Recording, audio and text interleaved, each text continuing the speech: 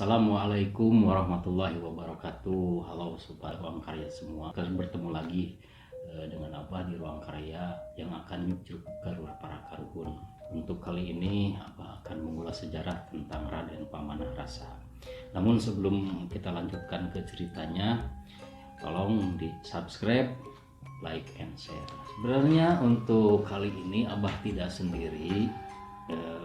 Dan biasanya Abah bertiga dengan dua gundul. Namun yang seorang lagi Kang Maung ada halangan.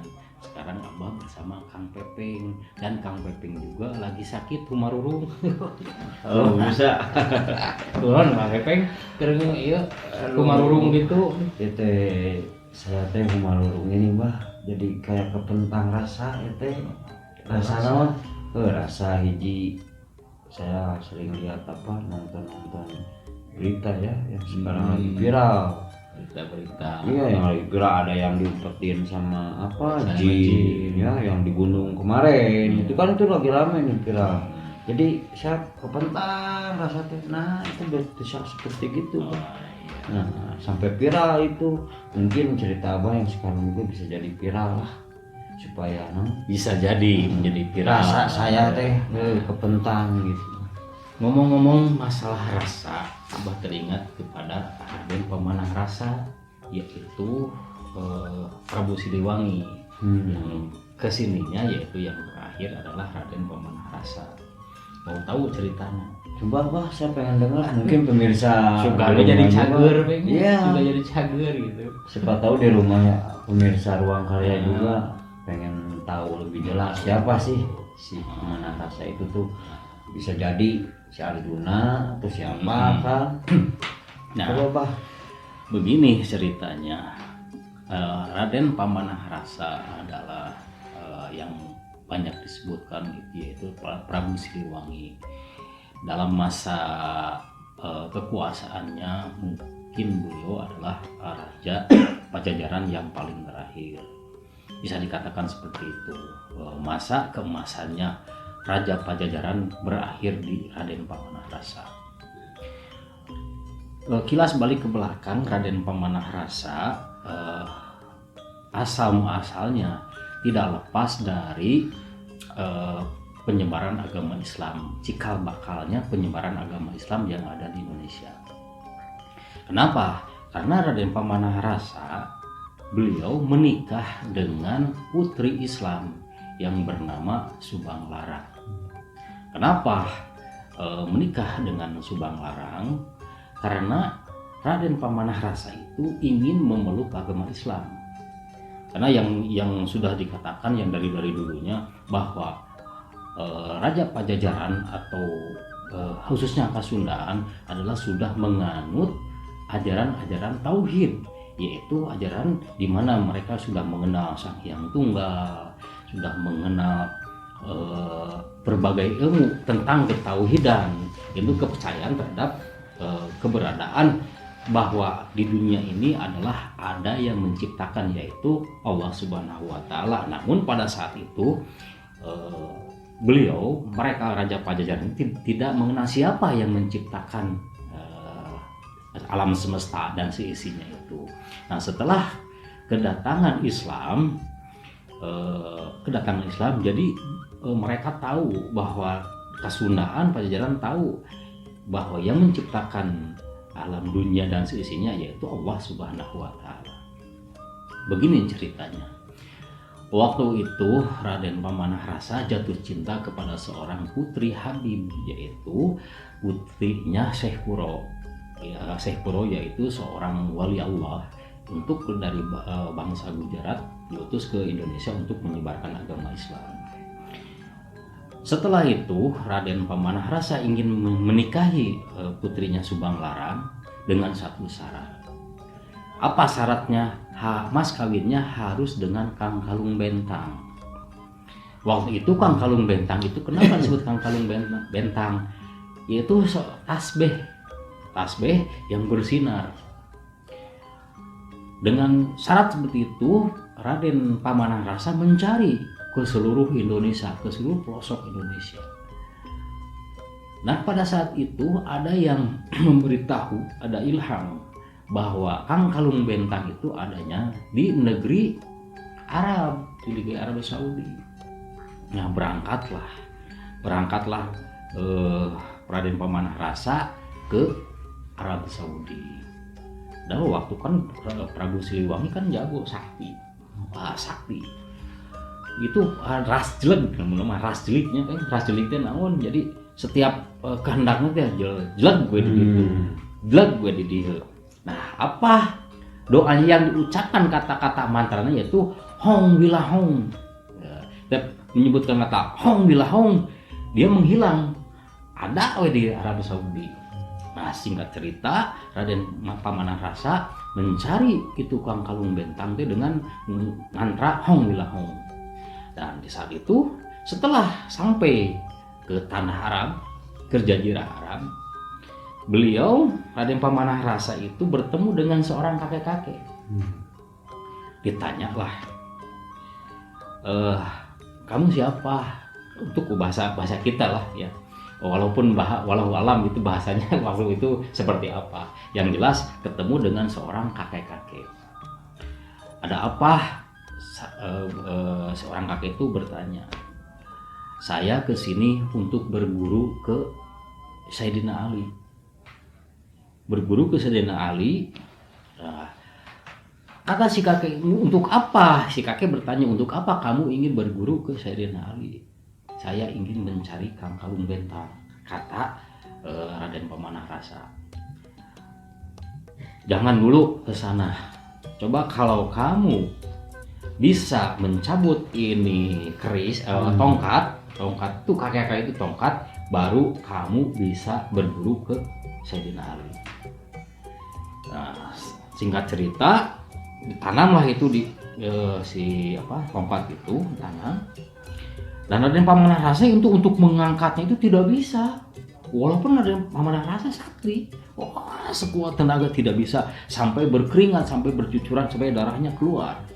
Dan tidak bisa. Nah, sekarang kamu kalau mau mencabut ini tongkat, coba baca Bismillah. Nah, setelah itu diajarkan baca Bismillah. Setelah itu dan terangkatlah gitu teh.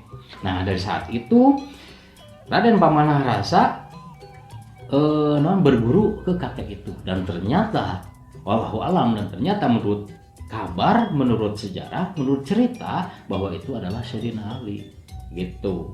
Itu adalah Sayyidina Ali, dan berburulah. Nah ketemu pas di Sayyidina Ali mengeluarkan tasbih, ternyata itu bersinar dan dikangkalungkan ke Sayyidina Ali itu tuh menjadi bersinar di kalung teh.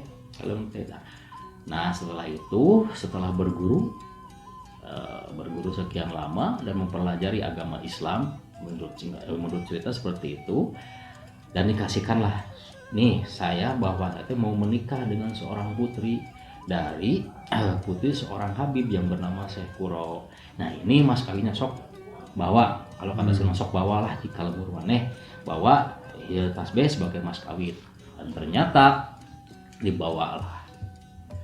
Nah singkat cerita, mau kembali ke negeri Indonesia, kembali ke tanah air, kan Raden Pamanah Rasa mengucapkan mantranya masih mantra yang dulu, Hong Wilahong gitu. Hong Wilahong, ternyata tidak sampai juga. Dan untuk si kakek itu yang tanya Sayyidina Ali mengatakan, jangan itu mantranya, jangan itu, coba ganti dengan Bismillah, karena kamu sudah menjadi agama Islam gitu. Dan saat itu juga mengucapkan 2 kalimat syahadat dan dikasih mantranya dengan bacaan Bismillah gitu. Nah setelah membaca Bismillah ternyata dan menghilang dan kembali lagi ke Indonesia gitu.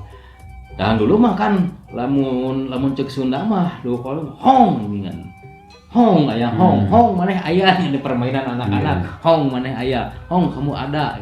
Hong teh menyebutkan kata ada gitu nya. Nah itu tuh adalah kalimat mantra yang dilafalkan oleh Raden Pamanah Rasa. Dan setelah menganut agama Islam menurut agama Islam, ajaran Islam, beliau itu tidak mengucapkan lagi, melafalkan lagi mantra itu. Jadi kata Bismillah. Makanya cerita orang tua dahulu ada yang bisa membaca Bismillah, bisa ngapung, sebenarnya bisa Bismillah, oke, bisa nguras laut. Itu karena mereka itu sudah tauhidnya, keyakinannya sudah yakin kepada Allah Subhanahu wa taala. Nah, singkat cerita, beliau kembalilah ke Indonesia dan menyerahkan itu kepada Syekh Kuro, kepada ayahnya Subang Larang untuk dinikahkan. Dinikahkanlah Raden Pamanah Rasa dengan Subang Larang. Namun setelah menikah untuk malam pertama, Putri Subang Larang teh kekorokan teh. Putri Subang Larang teh jejeritan, berteriak-teriak, tidak mau ditiduri oleh Raden Pamanah Rasa. Kenapa? Karena waktu itu Raden Pamanah Rasa belum disunat. Raden Pamanah Rasa belum disunat. Nah, berceritalah Subang Larang ke ayahnya, ayahanda, saya tidak mau disetubuhi oleh Raden Pamanah Rasa karena belum disunat. Jijik mungkin Karena belum, waktu itu belum disunat, karena di dalam ajaran Islam apapun itu harus disunat karena itu salah satu suci ya, sucian harus disunat. Nah, setelah itu singkat cerita Raden Pamanah Rasa disunat dengan oleh mertuanya itu Syekh Kuro disunat. Dan setelah disunat bakal kebayang gitu hanya sekitaran umur berapa puluh tahun disunat tapi kumaha lah lihatnya tuh. Coba Jawa Raden Pamanah Rasa kan kebal, jago, sakti lah gitu gimana. Nah, setelah disunat dikuburlah itu si kucuk, nah itunya dari lengannya Raden Pamanah Rasa, dan beliau kembali menjadi seorang muslim yang sudah suci dari hadas, suci dari itunya sudah disunat. Nah, untuk sementara itu jadi Raden Pamanah Rasa. Kenapa? Dan otomatis dari sini yang mengatakan bahwa Raden Pamanah Rasa belum Islam, ya kemungkinan bohong. Kenapa? Kan seorang istrinya juga menganut agama Islam. Berarti ya tidak mungkin seorang Habib, seorang Syekh Kuro memberikan putrinya kepada orang yang belum menganut agama Islam. Jadi ada yang mengatakan bahwa Raden Pamanah Rasa Hindu atau Raden Pamanah Rasa bukan agama Islam. Untuk di sini adalah sudah jelas bahwa Raden Pamanah Rasa sudah menganut ajaran agama Islam dan sudah mengucapkan 2 kalimat syahadat. Mungkin itu jadi kisahnya sepenggal kisah dari Raden Pamanah Rasa. Benar atau tidaknya wallahu a'lam.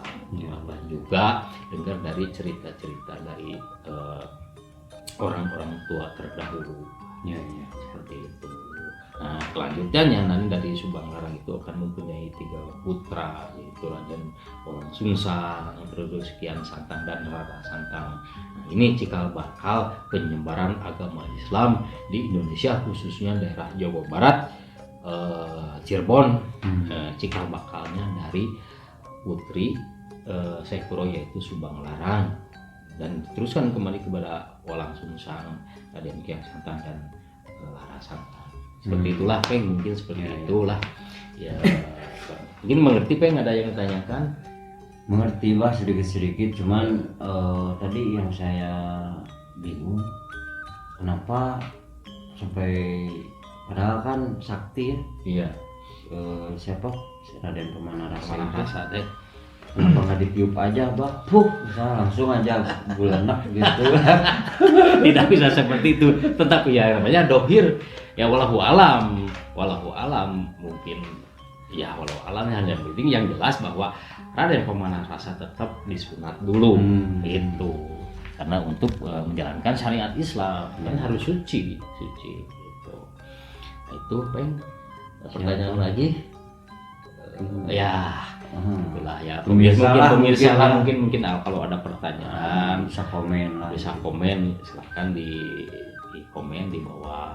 Dan kalau ada perbedaan ini mah hanya sepenggal kisah yang diketahui oleh Abah. Walaupun itu masalah Abah ya mangga nyangakeun, mangga terserah sobat-sobat Ruang Karya semuanya, rekan-rekan mangga. Oh Bah ini salah, ya mangga Abah tidak bahwa ini benar bukan. Abah juga menurut cerita-cerita sepuh atau orang-orang tua terdahulu, benar atau tidaknya wallahu a'lam. Ya namanya sejarah kan Bang ya, kadang kita berbeda persepsi ya. Bisa seperti ini, orang ini mah seperti gini, seorang itu kan seperti gini, kita seperti gini, beda-beda. Kadang sejarah tuh ya seperti itu lah ya. Mungkin pemirsa Ruang Karya lebih cerdas lagi. Ya, untuk menyikapi seperti jangan diklaim bahwa kalau menyalahkan boleh, tapi ya salah yang benar seperti apa gitu. Jadi kita saja pengennya enak dek sare. Ayo nama rek mana? Itu enak lumayan. Ya, mudah-mudahan dengan mendengar cerita ini menjadi ilmu pengetahuan juga tentang sejarah. Iya. Oke pemirsa, segitu saja untuk pertemuan kali ini. Mudah-mudahan ada manfaatnya bagi pemirsa semuanya dan khususnya bagi Abah. Dan apabila ada kekurangan tolong dilengkapi dan benar atau tidaknya wallahu a'lam bishawab. Segitu saja. Wassalamualaikum warahmatullahi wabarakatuh. Waalaikumsalam warahmatullahi wabarakatuh.